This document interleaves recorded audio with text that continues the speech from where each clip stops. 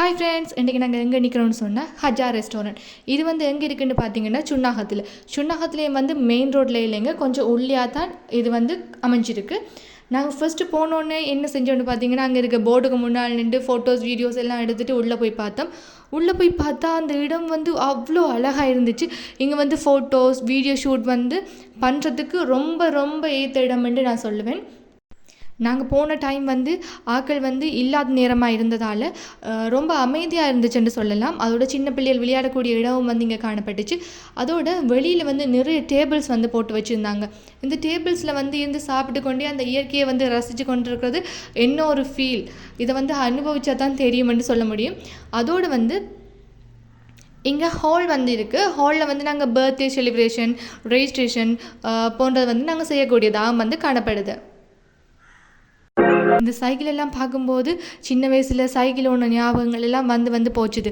ஆனால் இது வந்து ஒரு வடிவுக்காக வச்சுருக்காங்க. அதை நாங்கள் வந்து பார்த்துட்டு அந்த இடத்துல வந்து எல்லா இடமுமே ஃபோட்டோஸ் எடுக்கக்கூடிய இடமா இருந்ததால் எல்லா இடமுமே நின்று ஃபோட்டோஸ் வந்து எடுக்கவே கிட்டத்தட்ட 1.5 மணித்தியாலத்துக்கிட்ட நாங்கள் ஃபோட்டோஸ் எடுத்துனாங்க.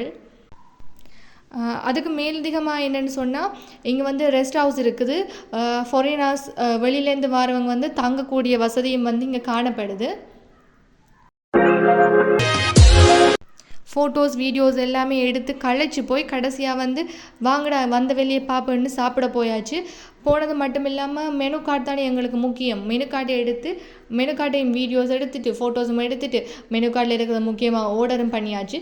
அதில் வந்து chicken fried rice, mutton fried rice, கட்டில் ஃபிஷ் ஃப்ரைட் ரைஸ் வந்து ஆர்டர் பண்ணியிருந்தாங்க. அதுக்கு மேலதிகமாக பீஃப் கொத்து வந்து ஆர்டர் பண்ணியிருந்தேன்.